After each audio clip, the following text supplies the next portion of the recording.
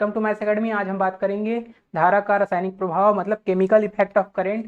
तो देखो ये जो टॉपिक है जस्ट इलेक्ट्रिक सेल का जस्ट अपोजिट टॉपिक है, ठीक है। अपोजिट का मतलब आपका देखो इलेक्ट्रिक सेल में क्या होता था कि आपका जो सेल है केमिकल एनर्जी से इलेक्ट्रिकल एनर्जी प्रोड्यूस करता था। यहाँ पे क्या है कि इलेक्ट्रिकल एनर्जी आपको खुद देना है, ठीक है। जैसे कि यहाँ पे हम दे रहे हैं पॉजिटिव नेगेटिव के टर्मिनल में, यहाँ पे इलेक्ट्रिकल मतलब दोनों इलेक्ट्रोड में हम इलेक्ट्रिकल एनर्जी दे रहे हैं, ठीक है।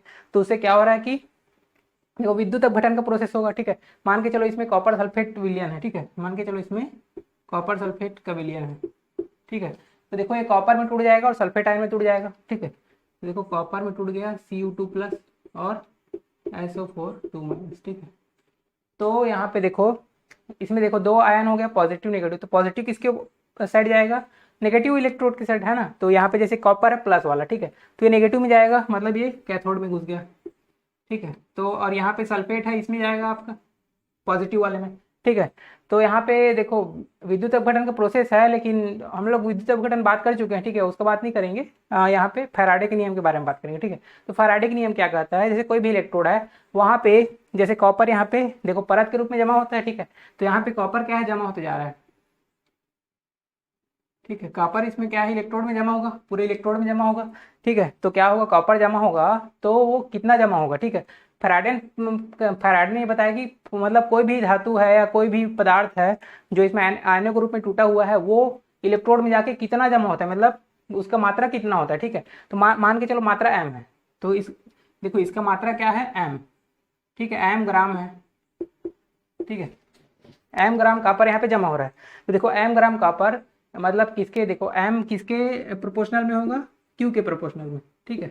q, तो यहाँ पे q क्या है, आपका चार्ज है, ठीक है। चार्ज है मतलब यहाँ पे इलेक्ट्रिक चार्ज जो दे रहा है वो q है, ठीक है, जो फ्लो हो रहा है, ठीक है। जो q फ्लो हो रहा है यहाँ से इलेक्ट्रिक चार्ज, मतलब आप जितना करंट फ्लो करेंगे उतना ही ज़्यादा आपका क्या बोलते हैं, आपका मतलब पदार्थ यहाँ पे इलेक्ट्रोड में जमा होता जाएगा, ठीक है। तो एम क्या है, पदार्थ है, मतलब इलेक्ट्रोड में जमा होता है पदार्थ एम, उसकी मात्रा है, ठीक है। तो एम क्यू के प्रोपोर्शनल हो गया, ठीक है। अब देखो ये क्यू कहाँ से आया, क्यू का फार्मूला क्या है, देखो ये आपका आई बराबर क्या होता है, धारा Q/T होता है, ये आपको पता होगा, ठीक है। धारा बराबर क्या होता है, आवेश के बहने की दर, मतलब Q/T, ठीक है। तो क्या हो जाएगा, क्यू की जगह हम लिख सकते हैं इसको, ठीक है, इसको क्यू की जगह लिख सकते हैं, बाद में लिख सकते हो, सबसे पहले ये लिख लो, ठीक है। m बराबर देखो प्रोपोर्शनल हटाते हैं तो एक कांस्टेंट लगाते हैं, ठीक है, प्रोपोर्शनल हटाते हैं तो एक कांस्टेंट लगाते हैं। तो क्या हो जाएगा आपका, ये हटेगा तो कांस्टेंट हम जेड लगाते हैं, ठीक है। जेड बराबर ये m बराबर कितना हो जाएगा, ZQ, ठीक है। अब इसको ऐसे भी लिखा जा सकता है m बराबर ZIT, ठीक है। Q की जगह हम IT भी लिख सकते हैं, ठीक है। तो देखो यहाँ पे जेड क्या चीज है, जेड यहाँ पे विद्युत रासायनिक तुल्यांक है, ठीक है। जेड क्या चीज है, विद्युत रासायनिक तुल्यांक,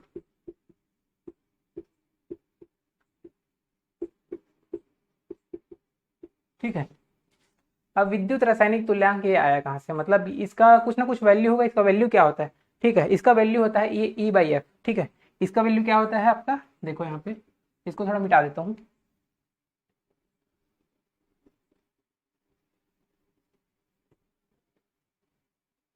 देखो जेड बराबर होता है E/F, E/F या इक्विवेलेंट वेट अपॉन एफ, ठीक। तो देखो इक्विवेलेंट वेट क्या होता है, ठीक है। इक्विवेलेंट वेट मतलब आपका तुल्यांकी भार, ठीक है। तुल्यांकी भार क्या होता है, तुल्यांकी भार,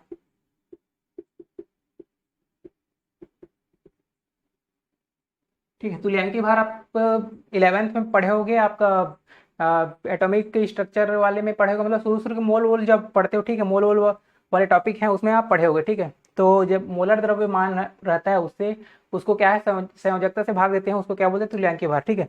जैसे कि आपका क्या था, कॉपर 2+ जमा हो रहा था, ठीक है, कॉपर 2+ जमा हो रहा था, ठीक है, कॉपर 2+। तो देखो इसकी संयोजकता क्या है यहाँ पे, मतलब आपका इसमें चार्ज कितना है, ठीक है, चार्ज कितना है यहाँ पे 2 का चार्ज है। तो देखो कॉपर का जैसे वेट है आपका, देखो कॉपर का एटॉमिक वेट कितना है, कॉपर का परमाणु भार, कॉपर का परमाणु भार होता है 64, ठीक है।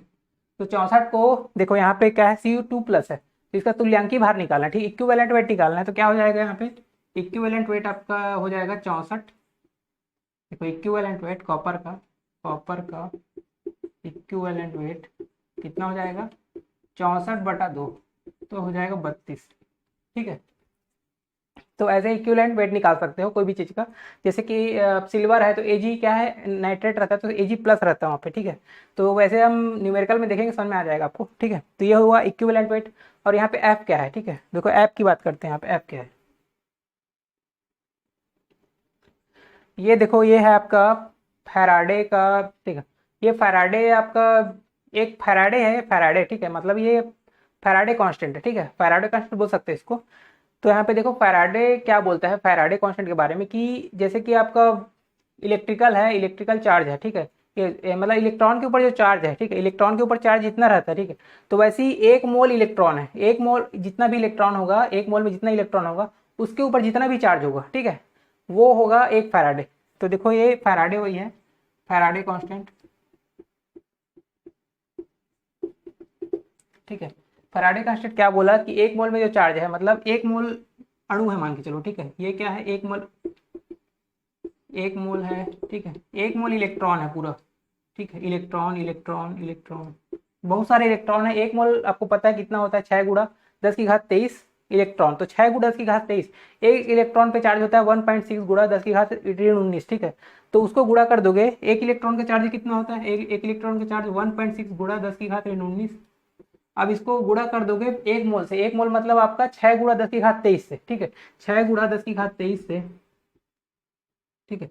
तो ये क्या निकल जाएगा आपका, ये निकल के आ जाएगा आपका 96500। ये होता है आपका 96500 कूलम, ठीक है। तो देखो एक फैराडे का मतलब वही होता है 96500 कूलम, ठीक है। तो ये आपको ऐसे वैल्यू याद होनी चाहिए क्योंकि न्यूमेरिकल में काम आ जाएगा, ठीक है। तो ये हो गया एफ आपका। और क्या रहता है आई टी, ऐसे ये वाला फार्मूला भी यूज़ करते हो, ये वाला भी फार्मूला यूज़ कर सकते हो। और इसमें तो ज़्यादा कुछ खास नहीं है फर्स्ट में, और सेकंड करते हैं आप, ठीक है।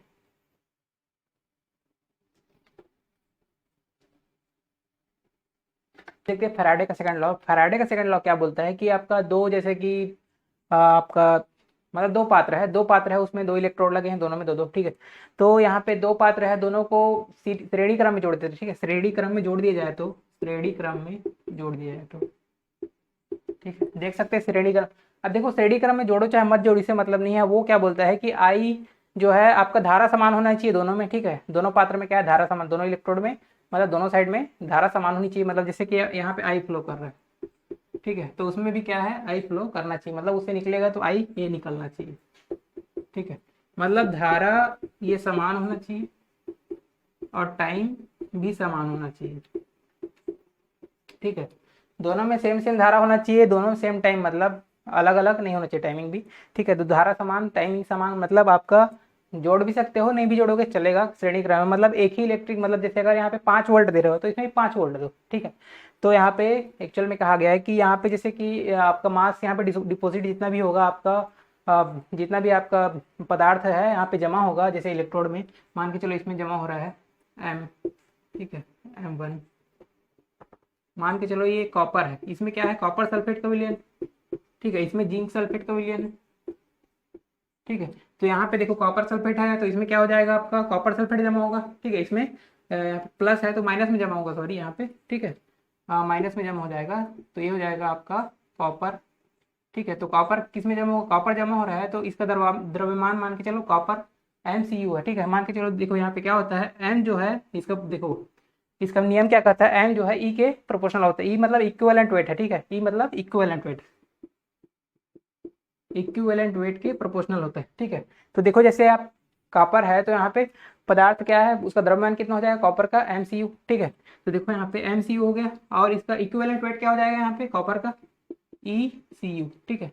वैसे यहाँ पे जिंक है तो उसका क्या हो जाएगा, जिंक भी जमा होगा, तो जिंक भी आपका नेगेटिव वाले में जमा हो जाएगा। तो इसका देखो जिंक जमा हो रहा है यहाँ पे, ठीक है, जिंक जमा हो रहा है तो इसका क्या हो जाएगा, पदार्थ का जो द्रव्यमान है एम जिंक, ठीक है, एम जिंक। और यहाँ पे ई इसका क्या हो जाएगा, जिंक, ठीक है। तो देखो अनुपात में, जैसे प्रोपोर्शनल में रहता है तो उसको अनुपात में भी ले सकते हैं। तो अनुपात में लेंगे तो कैसा होगा, देखो यहाँ पे इसको लेंगे, देखो MCU अपॉन, ठीक है, MCU अपॉन एम जिंक, ठीक है, एम जिंक इक्वल टू आपका ECU अपॉन ई जिंक। मतलब सेम सेम होना चाहिए, ऊपर ऊपर में देखो कॉपर कॉपर है, नीचे में क्या है आपका जिंक जिंक, ठीक है, ऐसे रहेगा। तो बस इतना ही है सेकंड लॉ, कुछ नहीं है। ठीक है, इसके न्यूमेरिकल करेंगे तो समझ में आ जाएगा। ठीक है, अब क्या बोलते हैं, इलेक्ट्रोप्लेटिंग देखते हैं क्या होता है।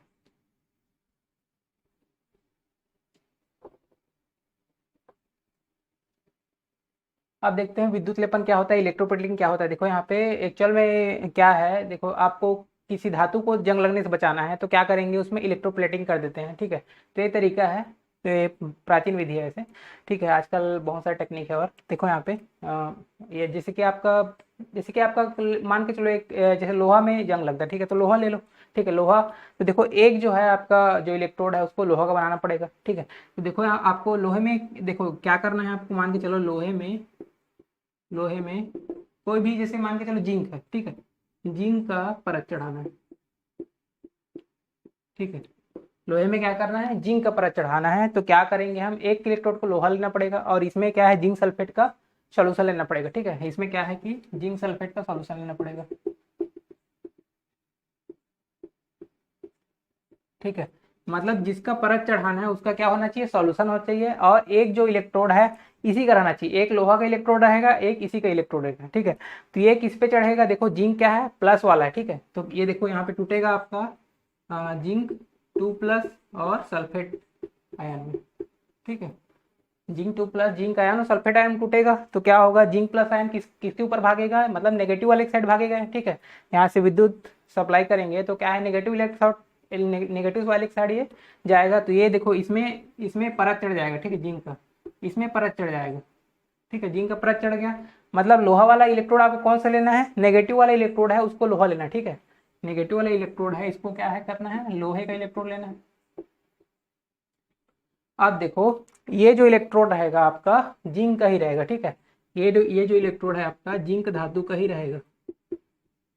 ठीक है, इससे फायदा क्या है कि देखो सल्फेट आयन जो माइनस वाला है प्लस की ओर भागेगा। ठीक है, तो क्या होगा कि सल्फेट आयन उधर जाएगा तो ये जिंक सल्फेट ही बनाएगा। ठीक है, सल्फेट आयन इधर जाएगा तो क्या बनाएगा, जिंक सल्फेट, है ना। तो जिंक सल्फेट क्या है, जिंक सल्फेट बनाएगा। और ऑलरेडी में सॉल्यूशन क्या है, जिंक सल्फेट, क्योंकि देखो जिंक यहाँ से खत्म होकर लोहे में चढ़ रहा है। ठीक है, जिंक यहाँ जिंक सल्फेट से जिंक जो है खत्म हो जा रहा है और लोहे में परत चढ़ते जा रहा है, तो क्या होगा, वो मेंटेन रहेगा। तो जिंक सल्फेट फिर से बन जाएगा यहाँ पे, तो वो क्या है, मेंटेन रहेगा। ठीक है, इसीलिए सेम सेम धातु का ही, मतलब ये जो सॉल्यूशन रहता है उसी धातु का ही आपका एक जो इलेक्ट्रोड रहता है। ठीक है, तो कौन सा इलेक्ट्रोड कौन से धातु का रहना चाहिए ये भी पूछा जाता है कभी कभी। ठीक है, तो देखो यहाँ पे कौन सा इलेक्ट्रोड कौन से धातु का होना चाहिए। ठीक है, आपको परत किस में जगाना है ये ज्यादा पूछा है। ठीक है, परत किस में जगाना है, ठीक है, लोहे में जगाना है। तो लोहा क्या है आपका, देखो नेगेटिव वाला क्या है, लोहा है। ठीक है, नेगेटिव वाला ही लोहा है।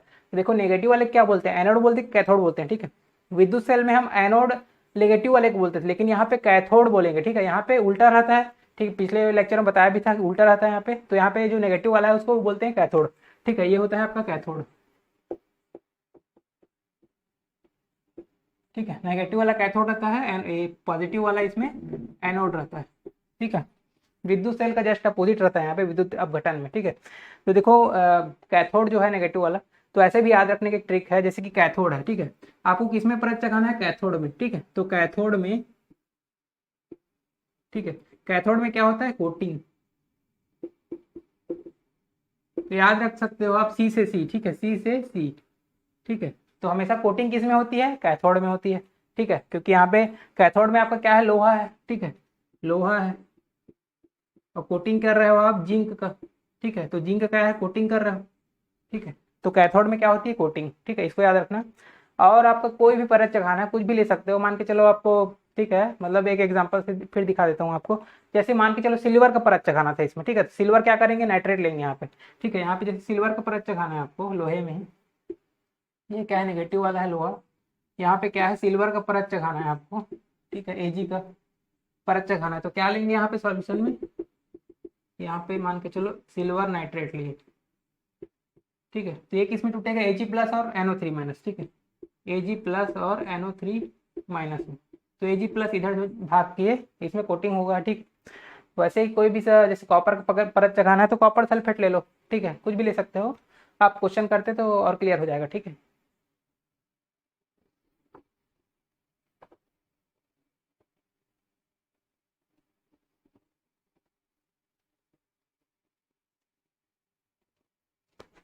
अब देखते हैं पहला क्वेश्चन क्या बोल रहा है। पहला क्वेश्चन बोल रहा है कि देखो कॉपर सल्फेट में 4 फैराडे की विद्युत सप्लाई की जाए तो कैथोड पर कितना तांबा जमा होगा और कॉपर का परमाणु भार आपको दिया गया है, ठीक है।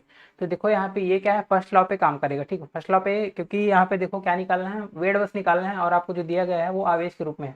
तो क्या हो जाएगा आपको, देखो m बराबर क्या होता है आपको पता है, जेड क्यू होता है, ठीक है।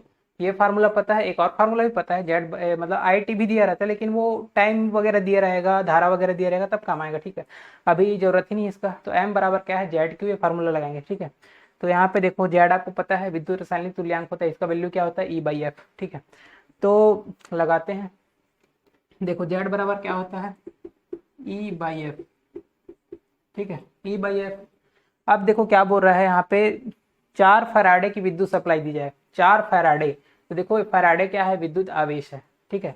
मतलब मतलब फैराडे क्या है, पूरे एक मोल पे आवेश है, ठीक है। मतलब इलेक्ट्रॉन के मोल पे, पूरे बहुत सारे इलेक्ट्रॉन पे क्या है, आवेश की मात्रा है, ठीक है। तो ये जो है आपका मतलब क्यू का मात्रा आपको दिया गया है कि 4 फैराडे है, ठीक है। तो क्यू आपको दे दिया गया है 4 फैराडे, ठीक। तो यहाँ पे रख देंगे। अब देखो जेड बराबर भी तो रखेंगे ना, जेड बराबर क्या होता है, E/F, ठीक है। E/F रख देते हैं, E/F। और क्यू का मान क्या रखेंगे, 4 फैराडे, मतलब 4F, ठीक। तो देखो एफ से एफ कटेगा, एफ से एफ कटा लो, तो क्या बच गया है, 4E, ठीक है, 4E। तो E क्या है आपका, E क्या है, इक्विवेलेंट वेट है, मतलब आपका क्या है, तुल्यांकी भार है। तो तुल्यांकी भार कैसे निकालेंगे, यहाँ पे क्या है, क्या जमा हो रहा है, कॉपर जमा हो रहा है। तो कॉपर किस में रहता है, कॉपर सल्फेट Cu2+ में, ठीक है। तो Cu2+, तो देखो Cu2+ का तुल्यांकी भार कैसे निकालेंगे। तो देखो कॉपर का, देखो इसमें परमाणु भार रहता है, उसमें भाग देते हैं संयोजकता का। तो परमाणु भार क्या है यहाँ पे, देखो परमाणु भार क्या है आपका, 64, ठीक है। उसमें किसका भाग देंगे, तुल्य मतलब यहाँ पे संयोजकता कितने हैं, 2, तो यहाँ पे 2 का भाग देंगे, ठीक है। 2 आपका चार्ज है, ठीक है। तो इसी से भाग देंगे 2 से, तो क्या हो जाएगा, 32 हो जाएगा, ठीक है। तो ई का मान क्या आ गया अपने पास, 32, ठीक है। तो इसको 32 रख देंगे, तो 4 × 32, ठीक। तो ये कितना हो जाएगा, 4×3 = 12 और 4×2 = 8, 128, ठीक है। तो ये हो जाएगा 128 ग्राम, ठीक है। देख सकते हो ये वाला बी आंसर होगा, ठीक। अगला देखते हैं।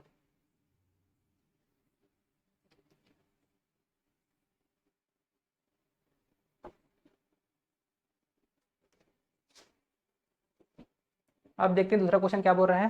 दूसरा क्वेश्चन बोल रहा है, रजत और ताम्र वोल्टमीटर को श्रेणी क्रम में जोड़कर धारा प्रवाहित की जाती है। यदि चांदी 10.8 ग्राम एकत्र होती है तो कॉपर की मात्रा निकालना है आपको, ठीक है। यहाँ पे कॉपर का और चांदी का परमाणु भार आपको दिया गया है, ठीक है, 64 और 108, ठीक है। तो यहाँ पे कैसे निकालेंगे, ये किस, अब देखो यहाँ पे क्या श्रेणी क्रम की बात करें, ठीक है। श्रेणी क्रम में जोड़ने की बात कर रहे हैं, मतलब ये सेकंड लॉ पे काम करेगा। अब देखो यहाँ पे वोल्ट मीटर की बात की है, ठीक है। तो यहाँ पे वोल्ट मीटर वो वाला वोल्ट मीटर नहीं है जिससे आपको वोल्ट नापते हो, ठीक है। वोल्ट मीटर ये वोल्टा वैज्ञानिक वाला है, इलेक्ट्रिक सेल वाला है, ठीक है। मतलब आपका मतलब विलियन वाला है, जैसे कि आपका ये, इसमें श्रेणी क्रम में जोड़ना है इसको, मतलब ऐसे, ठीक है।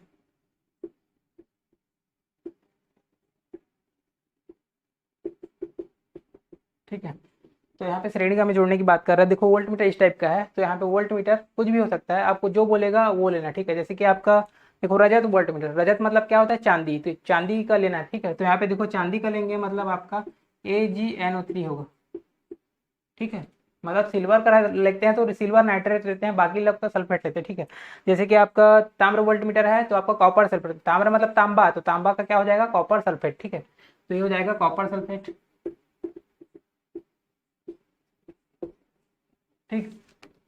जिंक का बोलता है तो जिंक सल्फेट, जो बोलेगा उसका सल्फेट लेना है, और चांदी का बस आपका नाइट्रेट रहेगा, ठीक है। तो इससे प्रभाव भी पड़ेगा इसके, क्योंकि यहाँ पे देखो चांदी का संयोजकता अलग होता है, ठीक है। यहाँ पे क्योंकि यहाँ पे देखो यहाँ पे Ag+ होता है, NO3-, यहाँ पे 2+ होता है, 2- होता है, ठीक है। तो यहाँ पे 2+ होता है यहाँ पे। तो क्या हो जाता है, देखो संयोजकता का फर्क आ जाता है। यहाँ पे संयोजकता क्या है, 1-1 है, वहाँ पे 2-2 है, ठीक है। तो संयोजकता का फर्क, तो इसे क्वेश्चन भी में गड़बड़ हो सकता है, ठीक है। तो इसलिए सिल्वर का हमेशा नाइट्रेट लेना, ठीक है। सिल्वर का नाइट्रेट रहता है, सल्फेट नहीं रहता है। तो देखो यहाँ पे आपका क्या होगा क्वेश्चन, तो सेकंड लॉ पे काम करेगा। सेकंड लॉ क्या कहता है, एम जो है, एम अनुक्रमपाती ई के, ठीक है। तो यहाँ पे क्या है, ये देखो दो पदार्थ जमा होगा, एक तो सिल्वर जमा होगा और ये तांबा जमा होगा, ठीक है।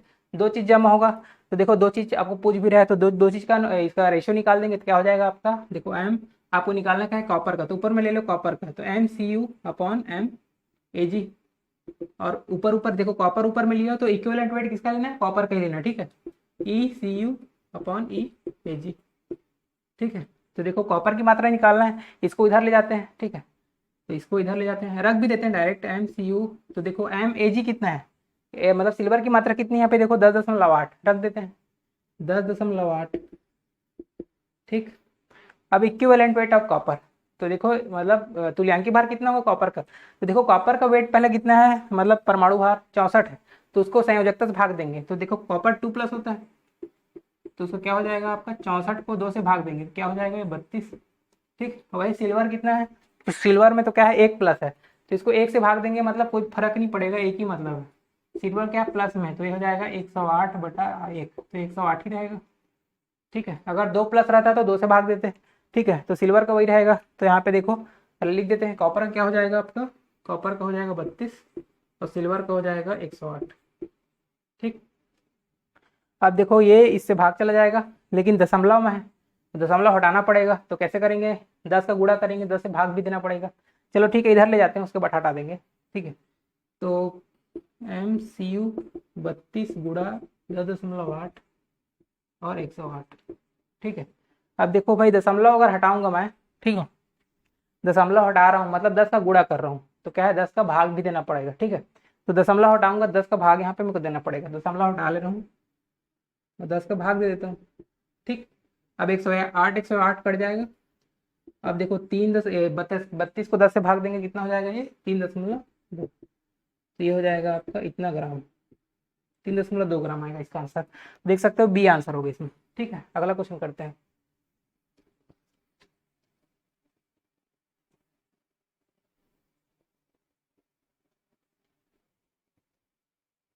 अब देखते हैं तीसरा क्वेश्चन क्या बोल रहा है, तीसरा क्वेश्चन बोल रहा है कि कुछ आवेश 0.8 ग्राम O2 मुक्त करता है, ठीक है, तो यही आवेश, ठीक है, यही आवेश कितने ग्राम चांदी मुक्त करेगा, ठीक है। जब भी दो में तुलना हो तो क्या करेंगे, M और E का रिलेशन मतलब सेकंड लॉ लगाएंगे, ठीक है।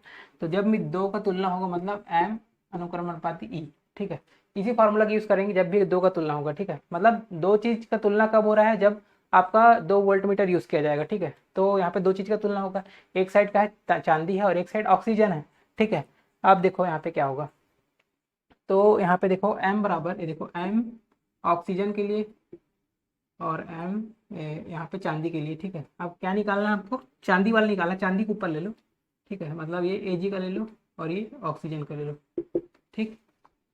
अब यहाँ पे देखो E, तो E भी वैसे लेंगे, E आपका चांदी का हो जाएगा Ag, EAg और EO2, ठीक। अब देखो क्या क्या दिया है, आवेश दिया है 0.8 ग्राम O2, तो 0.8 ग्राम O2, तो देखो यहाँ पे मास दिए, ठीक है, तो इधर ले जाएंगे उसको, ठीक है, डायरेक्ट भी लिख सकते हो MAg और MO2 का ले लो 0.8 ग्राम, ठीक है। अब देखो EAg कितना होगा, EAg कितना होगा, देखो Ag किस पे होता है, Ag नाइट्रेट, मतलब सिल्वर क्या है, नाइट्रेट से आता है, ठीक है, सिल्वर नाइट्रेट से आता है, मतलब Ag का जो संयोजकता होता है +1 होता है, ठीक है। मतलब आपका जो परमाणु भार है वही आपका संयोजकता हो जाएगा, परमाणु भार इसका 108 है, ठीक है, तो 108 ही इसका संयोजकता हो जाएगा, 108/1 मतलब 108,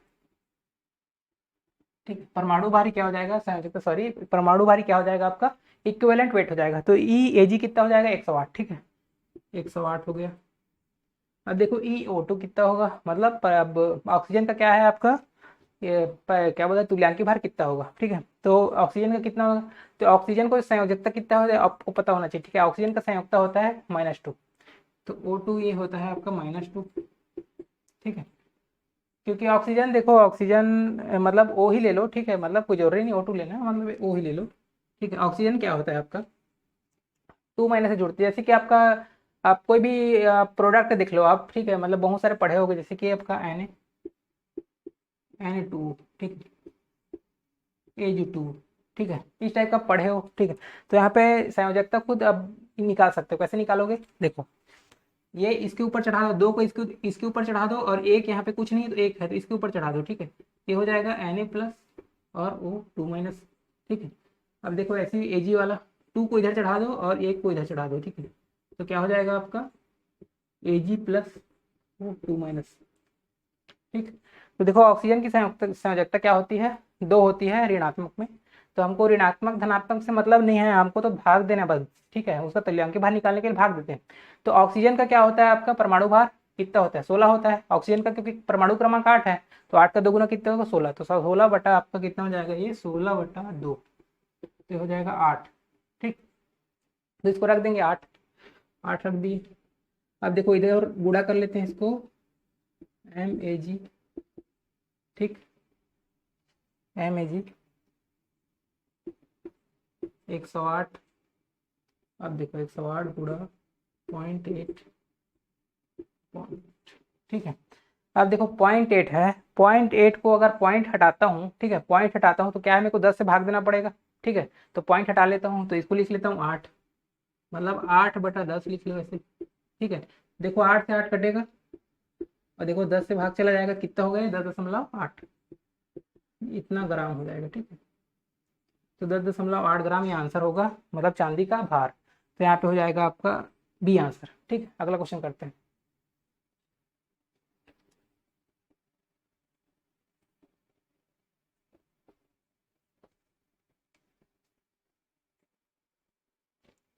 अब देखते हैं भाई चौथा क्वेश्चन क्या बोल रहा है। चौथा बोल रहा है, देखो जल वोल्ट मीटर में H2 गैस मुक्त होती, ठीक है। आपको कुछ नहीं पता क्या होता है मुक्त होता है, आपको पढ़े ही नहीं हो, कैसे पता रहेगा, ठीक है, लेकिन लॉजिक तो लगा सकते हैं।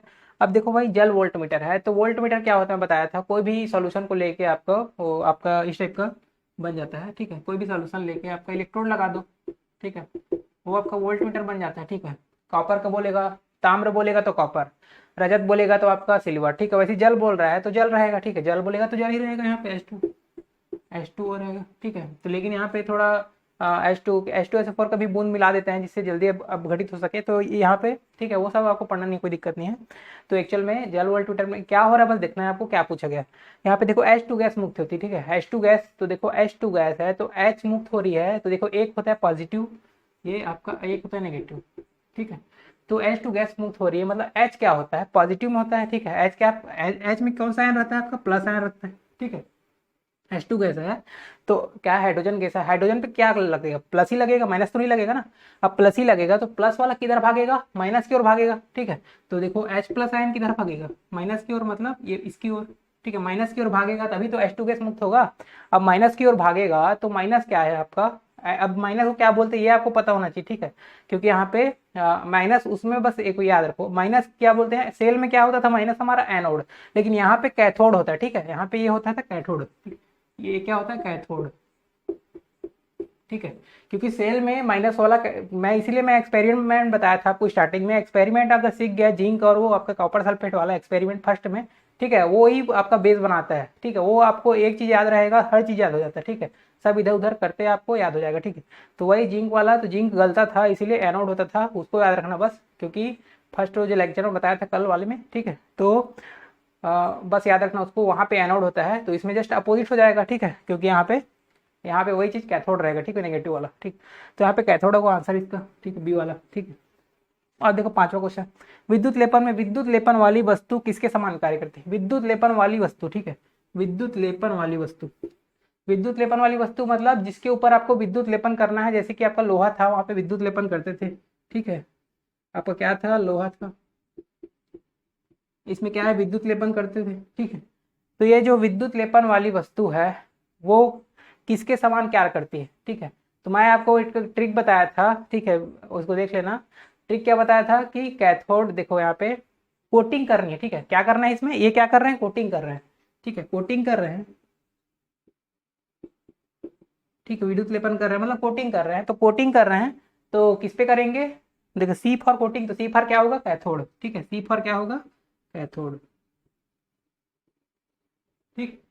तो ये आपका आ जाएगा बी वाला आंसर, ठीक है। तो आज के लिए इतना ही करते हैं, और ये आपका इस टॉपिक से मेरे ख्याल से शायद क्वेश्चन नहीं आया होगा, लग रहा है मेरे को, क्योंकि ये सिलेबस में तो है, लेकिन शायद मैं क्वेश्चन नहीं देखा हूँ, आप लोग देख लेना आया होगा तो, लेकिन मेरे को लग रहा है कि नहीं आया है।